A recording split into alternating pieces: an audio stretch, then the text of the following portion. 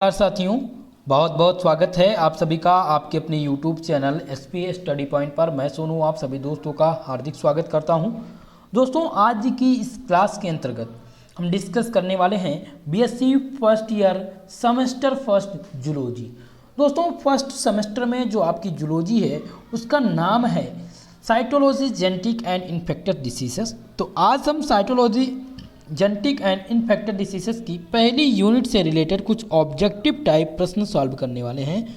बहुत ही ज़्यादा महत्वपूर्ण रहेगा। आज की ये क्लास एमसीक्यू की क्लास है। जिन भी स्टूडेंट का एग्ज़ाम ऑब्जेक्टिव पैटर्न पर होना है उनके लिए ये क्लास रामबाण सिद्ध होगी। दोस्तों, फर्स्ट यूनिट से रिलेटेड एक भी प्रश्न आपका नहीं छूटेगा, यहीं से प्रश्न पूछे जाएंगे जो मैं आज आपको बताने वाला हूँ। अब रही बात कि किस यूनिवर्सिटी में इस बार ऑब्जेक्टिव होगा, किस यूनिवर्सिटी में ऑब्जेक्टिव नहीं होगा। दोस्तों, ये क्लास में जो आपको पढ़ा रहा हूँ वो एनईपी के तहत पढ़ा रहा हूँ, नई शिक्षा नीति के तहत। तो नई शिक्षा नीति के तहत सभी यूनिवर्सिटी का पाठ्यक्रम तो सेम है, लेकिन उनका जो एग्ज़ाम पैटर्न है वो अलग अलग है। कुछ यूनिवर्सिटी अपना एग्ज़ाम ऑब्जेक्टिव पैटर्न पर कराती हैं और कुछ यूनिवर्सिटी अपना एग्ज़ाम रिटन पैटर्न पर कराती हैं। तो आप सभी लोग अपनी यूनिवर्सिटी में ये कंफर्म कर लीजिएगा। हालांकि कोई नोटिफिकेशन जैसे ही आता है मैं आपको बताऊंगा। कुछ यूनिवर्सिटी के नाम हैं जो मैं बताना चाहूँगा। अगर आप कानपुर यूनिवर्सिटी के छात्र छात्राएँ हैं, आगरा यूनिवर्सिटी से हैं, या फिर वीर बहादुर पूर्वांचल यूनिवर्सिटी से हैं, या फिर डीडीयू यूनिवर्सिटी से हैं, तो आप सभी का एग्ज़ाम ऑब्जेक्टिव पैटर्न पर होगा फर्स्ट सेमेस्टर का। ठीक है दोस्तों, तो ज़ोरदार तरीके से सभी लोग इस क्लास को शेयर कर दीजिए।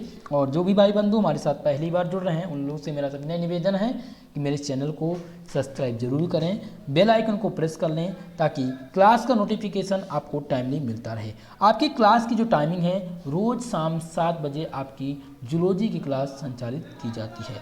चलिए दोस्तों, फर्स्ट यूनिट के आज हम इम्पॉर्टेंट क्वेश्चन को सॉल्व करने वाले हैं। जो आपका पहला यूनिट है उसका नाम क्या है? Structure and function of cell organelle. अब इससे रिलेटेड ऑब्जेक्टिव टाइप क्वेश्चन हम सॉल्व करने वाले हैं। मोस्ट इंपॉर्टेंट रहेगी आज की ये क्लास। ठीक है, चलिए पहला प्रश्न है दोस्तों, first of all free living cell are seen by.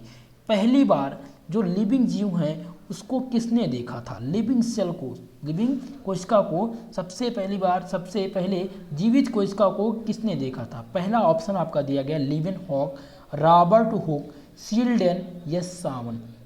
दोस्तों, जो सबसे पहली बार जिन्होंने लिविंग सेल को देखा था उसका नाम है लिविन हॉक। किसने देखा था? लिविन हॉक ने देखा था। आपका यहाँ पर ऑप्शन नंबर ए सही हो। नंबर 2 था दोस्तों सील्डन बाज। सील्डन क्या था? ऑप्शन यहाँ पर दिया गया है जर्मन बॉटनिस्ट, जर्मन जूलॉजिस्ट, या फिर बोथ ऑफ एबव या नन ऑफ दीज। तो आपको इसमें ध्यान रखना है जो सील्डन था वो एक प्रकार का जर्मन बॉटनिस्ट था। क्या था दोस्तों? German botanist. यहाँ पर आपका ऑप्शन ए सही हो जाएगा। क्वेश्चन नंबर 3 है स्वान वाज। स्वान क्या था? एक प्रकार का जर्मन बॉटनिस्ट है, या फिर जर्मन जूलॉजिस्ट हैं, या बोथ ऑफ एबव या नन ऑफ दीज। तो आपको ध्यान रखना है जो स्वान थे वो एक प्रकार के जर्मन जूलॉजिस्ट थे। तो अगर स्वान और सील्डन की बात हो तो जो स्वान था वो एक प्रकार का जर्मन जूलॉजिस्ट था, और सील्डन जो थे वो क्या थे दोस्तों? एक प्रकार के जर्मन बॉटनिस्ट थे। क्वेश्चन नंबर 4 देखेंगे। क्वेश्चन नंबर 4 है cell theory was given by. Cell theory किसके द्वारा दी गई थी? तो आपको ध्यान रखना है जब भी सेल थ्योरी की बात हो तो सेल थ्योरी किसने दिया था? सील्डन और स्वान के द्वारा दी गई थी। यहाँ पर जो आपका करेक्ट आंसर हो जाएगा ऑप्शन नंबर सी हो जाएगा। क्वेश्चन नंबर 5 है दोस्तों CAMS इज। CAMS क्या है? एक प्रकार की प्रोटीन फैमिली है, या फिर कार्बोहाइड्रेट है, या फिर एसिड, या नन ऑफ दीज। तो आपको ध्यान रखना है दोस्तों जो CAMS है ये प्रकार की प्रोटीन फैमिली से ये बिलोंग करता है। दोस्तों ऑप्शन यहाँ पर आपका ए सही हो जाएगा। CAMS आपको जैसे भी दिखे, अगर ऑप्शन में प्रोटीन फैमिली या प्रोटीन दिख जाए तो आप वहीं पर टिक करेंगे। क्वेश्चन नंबर 6 है found in all natural cell. All natural cell में इसमें से इन ऑप्शन में से क्या पाया जाता है? GCAM पाया जाता है, या NCAM पाया जाता है, या फिर LCAM, या ऑल ऑफ दीज। तो आपको ध्यान रखना है दोस्तों जब भी नेचुरल सेल की बात हो तो नेचुरल सेल में N आपको आगे का N दिख रहा है तो कैपिटल लेटर में जहाँ भी N दिख जाए वही आपका ऑप्शन सही होगा, यानी NCAM। NCAM इसका करेक्ट आंसर होगा। क्वेश्चन नंबर 7 है एसोसिएटेड विद लीवर सेल। आपको लीवर यहाँ दिख रहा है L, एल दिख रहा है ना, तो इसका जो करेक्ट आंसर होगा दोस्तों वो क्या हो जाएगा, LCAM हो जाएगा। इसका सही आंसर आपका ऑप्शन नंबर सी होगा। ओके, चलिए क्वेश्चन नंबर आपका दिया गया है दोस्तों 9, माफ करेगा, क्वेश्चन नंबर आपका दिया गया 8, एसोसिएटेड विथ गिलल सेल। तो इसमें गिलल सेल में क्या हो जाएगा, ऑप्शन नंबर ए हो जाएगा, GCAM इसका करेक्ट आंसर होगा। ये 3 क्वेश्चन आपको यहीं पर ध्यान देने होंगे, क्वेश्चन नंबर 6 और 7 और 8। ठीक है, 6 में नेचुरल सेल जब भी पूछे आपसे तो यहाँ पर जो आप सही लगाएंगे आंसर वो लगाएंगे NCAM। नेचुरल सेल में क्या आ जाएगा, N आगे का अक्षर आपको ध्यान रखना है, लीवर में L, तो आप यहाँ पर LCAM टिक करेंगे, और यहाँ पर गिलाल दिया गया है तो यहाँ पर स्मॉल g दिया गया है, GCAM। ठीक है, तो आपका ये तीनों आंसर अब आपको क्लियर हो गया होगा, है ना। चलिए आगे बढ़ेंगे, क्वेश्चन नंबर 9 पूछा गया है दोस्तों। क्या पूछा गया है, क्वेश्चन नंबर 9 है कि which structure is present in animal cell. इनमें से कौन सा स्ट्रक्चर एनिमल सेल में यानी जानवरों में पाया जाता है, कोशिका में पाया जाता है। तो आपका ऑप्शन दिया गया सेंट्रीओल्स, पहला ऑप्शन क्या दिया गया दोस्तों, सेंट्रीओल्स, दूसरा है सेल वॉल, तीसरा है सेल मेम्ब्रेन, और ऑप्शन डी दिया गया है ऑल ऑफ दीज। तो क्वेश्चन नंबर 9 का करेक्ट आंसर क्या हो जाएगा, यहाँ पर ऑप्शन नंबर ए से होगा centrioles. Which structure present only in animal cell. तो एनिमल सेल में केवल और केवल सेंट्रीओल्स पाया जाता है, सेल वॉल नहीं पाया जाता है और ना ही सेल मेम्ब्रेन पाया जाता है। ओके, तो यहाँ पर आपका ऑप्शन ए सही होगा। चलिए क्वेश्चन नंबर 10 की तरफ बढ़ते हैं। क्वेश्चन नंबर 10 है which structure is present only in plant cell. इनमें से कौन सा स्ट्रक्चर केवल प्लांट सेल में पाया जाता है। यहाँ पर प्लांट सेल की बात हो रही है दोस्तों, प्लांट सेल की बात यहाँ पर हो रही है। ठीक है, आपका ऑप्शन दिया गया है सेंट्रीओल्स, आपका ऑप्शन बी है सेल वॉल, ऑप्शन सी दिया गया है प्लाज्मा लेमा, और ऑप्शन डी दिया गया है प्रॉक्सिसोम। ठीक है, तो इसमें ध्यान रखना है दोस्तों, इसमें जो आपका करेक्ट आंसर होगा वो सेल वॉल होगा। प्लांट सेल में क्या पाया जाता है, सेल वॉल पाया जाता है, आपका ऑप्शन यहाँ पर बी सही हो जाएगा। और जब एनिमल सेल की बात हो तो क्या पाया जाता है, सेंट्रीओल्स पाया जाता है। क्वेश्चन नंबर 11 है animal cell differ from plant cell mainly in that. Animal cell differ, animal cell कैसे डिफर होते हैं, यानी कैसे एनिमल सेल और प्लांट सेल में कैसे मेजर डिफरेंस होता है वो आपको बताना है, अंतर आपको बताना है। तो आपका ऑप्शन दिया गया है plant cell possess small vacuoles, option B दिया गया है animal cell possess large vacuoles, C दिया गया है plant cell lack rigid cell wall, option D दिया गया animal cell lack rigid cell wall. तो क्वेश्चन नंबर 11 इसमें मेजर डिफरेंस पूछा गया था। तो मेजर डिफरेंस इसमें ये है कि एनिमल जो सेल होता है वो लैक होता है रिगार्ड सेल वॉल के। ठीक है, तो यहाँ पर आपका ऑप्शन नंबर डी सही हो जाएगा क्वेश्चन नंबर 11 का। चलिए क्वेश्चन नंबर 12 देखते हैं। 12 नंबर प्रश्न है दोस्तों, क्या पूछा गया था कि the plant cell differ from animal cell in. Plant cell differ from animal cell in, plant cell किस प्रकार से एनिमल सेल से डिफर होते हैं, यानी अंतर आपको बताना है, डिफरेंस बताना है कि कैसे जो प्लांट सेल है वो एनिमल सेल से कैसे आप बताएंगे कि ये एनिमल सेल नहीं है, ये प्लांट सेल है, इसमें कैसे आप पहचान करेंगे। तो प्रेजेंस ऑफ लाइसोसोम, क्या लाइसोसोम की उपस्थिति के कारण ऐसा होगा कि आप पहचान पाएंगे कि ये प्लांट सेल है या एनिमल सेल है, या फिर प्रेजेंस ऑफ लार्ज ओकुलस, या फिर ऑप्शन सी दिया गया एब्सेंस ऑफ यानी अनुपस्थिति सेलुलोज सेल वॉल की, सेलुलोसिक सेल वॉल की अनुपस्थिति के कारण, या ऑल ऑफ एबव। तो क्वेश्चन नंबर 12 में आपको ध्यान रखना है दोस्तों कि यहाँ पर प्रेजेंस ऑफ लार्ज वैक्यूलस यानी कि उपस्थिति, लार्ज वैक्यूलस के उपस्थिति के अनुसार, लार्ज वैक्यूलस के उपस्थिति के अनुसार ही आपको पता चलेगा, यानी कि प्लांट सेल डिफर है किसकी उपस्थिति के कारण, प्रेजेंस ऑफ लार्ज वैक्यूलस। यहाँ पर आपका ऑप्शन नंबर बी सही होगा। ओके, चलिए क्वेश्चन नंबर 13 देखते हैं। क्वेश्चन नंबर 13 आपका है दोस्तों, पूछा गया था कि organelle having electron system in the cell are mitochondria, lysosome, nucleus या सेंट्रियोल्स। तो आपको ध्यान रखना है इस क्वेश्चन में जो माइटोकॉन्ड्रिया है वो ऑर्गेनल्स हैविंग इलेक्ट्रॉन सिस्टम, किस ऑर्गन के पास इलेक्ट्रॉन सिस्टम होता है इन सेल, तो वो क्या कहलाती है, माइटोकॉन्ड्रिया, यानी ऑप्शन यहाँ पर आपका हो जाएगा option number A. Question number 14 है दोस्तों, the term cell was coined by, option A दिया गया है mister Schleiden, T Schwann, Robert Hooke या रॉबर्ट ब्राउन।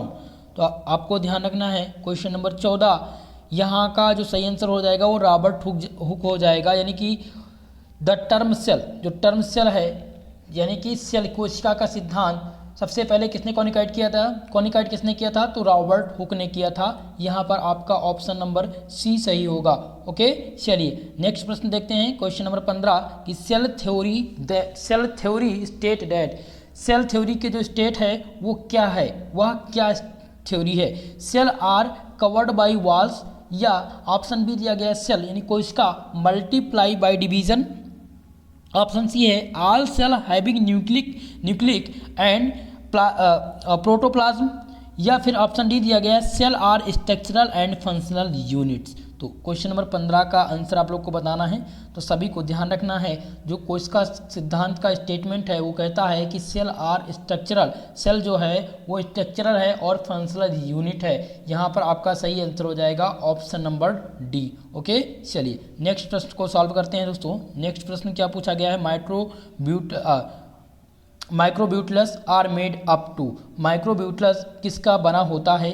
यहाँ मायोसिन प्रोटीन दिया गया है, एक्सन प्रोटीन या ट्यूबलिन प्रोटीन या ग्लोबिन प्रोटीन। तो आपको ध्यान रखना है जो माइक्रोट्यूबुलस किसका बना होता है दोस्तों, तो माइक्रोट्यूबुलस जो बना होता है वो ट्यूबलिन प्रोटीन से बना होता है। किससे बना होता है, ट्यूबलिन प्रोटीन से बना होता है। यहाँ पर आपका ऑप्शन नंबर सी सही हो जाएगा। दोस्तों अगर आपका कोई डाउट है तो कमेंट सेशन में कमेंट करके बता सकते हैं। अगर आपको कोई भी अंतर या कोई भी आंसर आपको रॉन्ग लगे तो आप कमेंट करके बिल्कुल निश्चिंत तौर पर बता सकते हैं, ठीक है। और रही बात हिंदी और इंग्लिश के लिए, सभी लोग परेशान होंगे कि सर हिंदी मीडियम के लिए भी हिंदी मीडियम ही लाई। अब नेक्स्ट क्लास जो होगी दोस्तों वो मैं प्रयास करूंगा कि दोनों लैंग्वेज में हो, हिंदी और इंग्लिश दोनों में क्वेश्चन दिए जाएं। क्वेश्चन नंबर 17 है cell wall is present in, cell wall किस में उपस्थित होता है, बैक्टीरिया में, प्लांट सेल में या एनिमल सेल में या बोथ ए बी। ये कानपुर 2019 में क्वेश्चन आया हुआ था दोस्तों, 17 नंबर प्रश्न, ठीक है। तो इसका जो सही आंसर हो जाएगा बोथ ए और बी दोनों हो जाएगा। सेल वॉल जो होता है वो दोनों में पाया जाता है, यानी कि किसमें, बोथ ए बी यानी DAB आपका बैक्टीरिया और प्लांट, ठीक है। एनिमल सेल की बात हो तो यहाँ पर भी पाया जाता है। तो यहाँ पर जो सही आंसर होगा दोस्तों ए और बी हो जाएगा, बैक्टीरिया और प्लांट। ओके, ठीक है। सेल वॉल किस में पाया जाता है, बैक्टीरिया और प्लांट सेल में पाया जाता है। ऑप्शन नंबर ए और बी इसका करेक्ट होगा। नंबर 18 था दोस्तों, bacterial cell was made up of, ये जो बैक्टीरियल सेल वॉल होते हैं वो किसके बने होते हैं, तो आपको ध्यान रखना है जो बैक्टीरियल सेल वॉल होते हैं दोस्तों वो पेप्टाइडोग्लाइकन का बने होते हैं। किसके बने होते हैं, पेप्टाइडोग्लाइकन। यहाँ पर आपका ऑप्शन नंबर सी करेक्ट हो जाएगा, ठीक है। चलिए क्वेश्चन नंबर 19 है द प्लाज्मा मेम्ब्रेन सेंट्रीओल्स, जो प्लाज्मा मेम्ब्रेन का सेंट्रीओल्स है उसमें क्या होता है, क्या वो एब्जॉर्प्शन ऑफ वाटर करते हैं यानी कि पानी का एब्जॉर्प्शन करते हैं, या passing of water and solute into cell, तो ये बिल्कुल नहीं होगा, ठीक है। Passing of water and solute in out of the cell, देखो वो क्या करेंगे दोस्तों, पासिंग ऑफ वाटर, वो पानी को, जो अभी तक एब्जॉर्प्शन की बात हो रही थी यहाँ पर एब्जॉर्प्शन नहीं हो रहा, passing of water and solute of cell in and out of the cell, ठीक है। यहाँ पर आपका ऑप्शन सी सही होगा दोस्तों। चलिए क्वेश्चन नंबर 20 की बात करते हैं। The term plasma membrane was given bye, जो प्लाज्मा मेम्ब्रेन का टर्म था वो किसके द्वारा दिया गया था। क्वेश्चन नंबर ए दिया गया है दोस्तों रॉबर्टसन द्वारा या फिर निगले द्वारा। तो आपको ध्यान रखना है जो प्लाज्मा मेम्ब्रेन का टर्म था वो निगले द्वारा दिया गया था। ऑप्शन यहाँ पर बी सही हो जाएगा। क्या सही हो जाएगा, ऑप्शन नंबर बी आपका करेक्ट आंसर होगा। चलिए क्वेश्चन नंबर 21 ध्यान देते हैं। क्वेश्चन नंबर 21 है प्लाज्मा मेम्ब्रेन इज इम्प्रिम्बल या फिर फॉर्मेड बाय द सेलुलोज या सेलेक्टिव बैरियर। तो plasma membrane is a selective barrier, आपको ध्यान क्या रखना है, सेलेक्टिव बैरियर ध्यान रखना है क्वेश्चन नंबर से।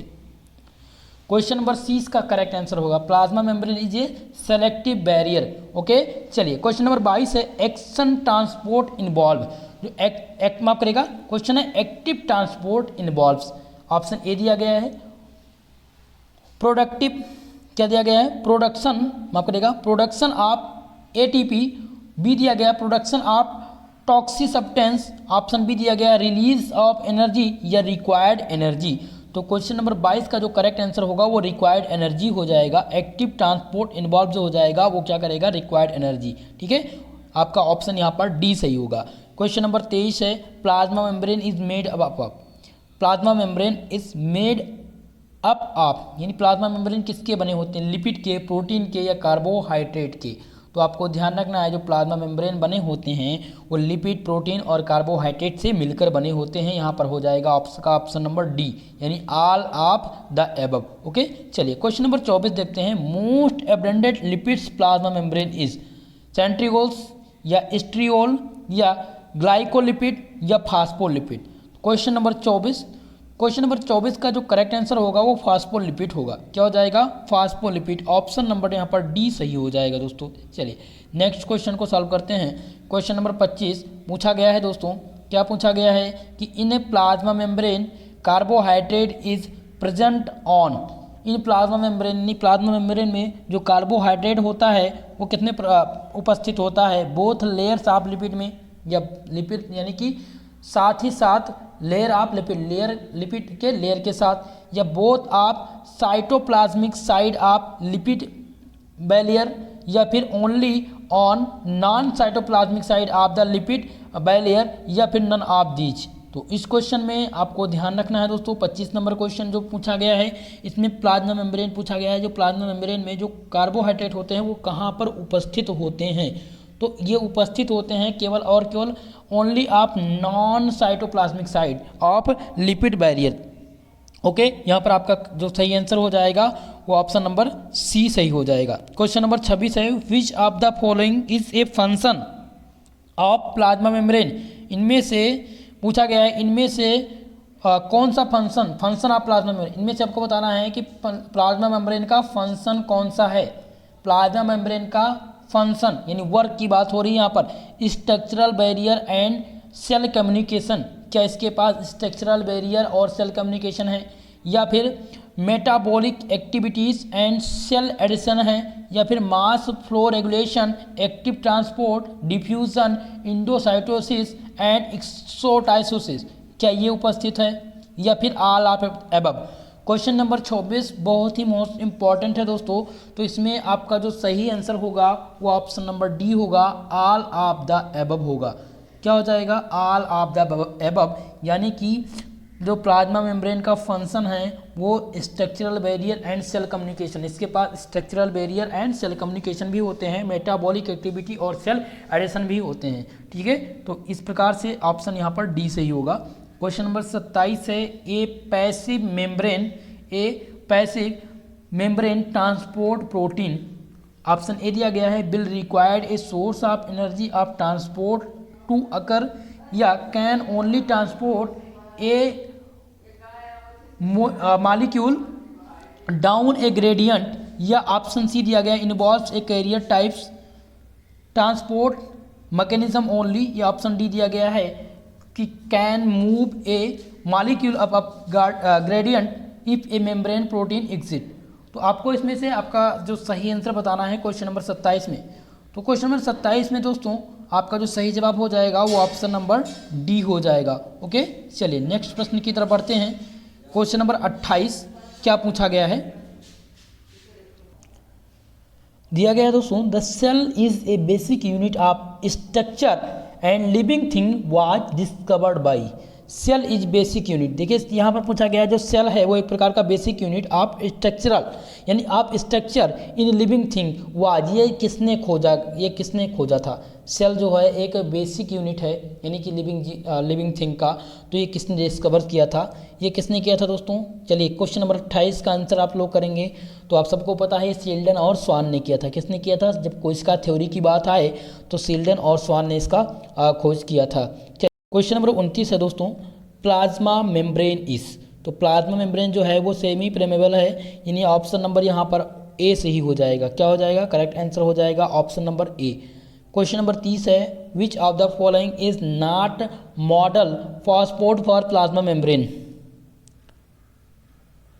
ऑप्शन ए दिया गया है unit membrane model, lipid and lipid barrier model, या क्लोवर लेफ्ट लीफ मॉडल, या फिर फ्लड मोज़ेक मॉडल। तो 30 नंबर क्वेश्चन को ध्यान रखना है, ये क्या हो जाएगा दोस्तों, इसका आंसर हो जाएगा क्लोवर लीफ मॉडल। यानी ऑप्शन यहाँ पर सी सही हो जाएगा। इनमें से पूछा गया कि विच ऑफ द फॉलोइंग, इनमें से कौन सा नॉट ए मॉडल फॉस्फोड ऑफ प्लाज्मा मेम्ब्रेन, इनमें से कौन सा प्लाज्मा मेम्ब्रेन का मॉडल नहीं है। तो यहाँ पर कवर लीफ मॉडल जो है वो प्लाज्मा मेम्ब्रेन का मॉडल नहीं है। ऑप्शन यहाँ पर सी आपका करेक्ट आंसर होगा। दोस्तों कुल मिलाकर के यूनिट फर्स्ट से आज हमने 30 प्रश्न ऑब्जेक्टिव टाइप के डिस्कस किए हैं और मुझे आशा है कि आपके आने वाले एग्ज़ाम फर्स्ट सेमेस्टर में यहीं से प्रश्न फर्स्ट यूनिट से बनेंगे। इससे बाहर आपसे एक भी प्रश्न नहीं पूछा जाने वाला है और जो भी प्रश्न बनेगा कम से कम अभी आपकी पहली यूनिट से लगभग 50 क्वेश्चन MCQ के टाइप में आप लोग को सॉल्व कराने वाला हूँ। ठीक है दोस्तों, तो आपको अगर क्लास चाहिए MCQ की, ठीक है, तो सभी लोग कमेंट करके ज़रूर बताइएगा। ऐसे स्टूडेंट जिनको अभी कन्फ्यूज़न है पेपर पैटर्न को लेकर के, तो वो लोग भी कमेंट करें और अपनी यूनिवर्सिटी का नाम कमेंट बॉक्स में पेस्ट करें, ताकि आपको अगर नहीं पता है तो मैं आपको उत्तर दे दूंगा कि किस यूनिवर्सिटी में ऑब्जेक्टिव होगा और किस यूनिवर्सिटी में रिटन पैटर्न पर एग्जाम होगा। ठीक है दोस्तों, तो आज के लिए बस इतना ही, मिलते हैं नेक्स्ट वीडियो में, तब तक के लिए जय हिंद जय भारत।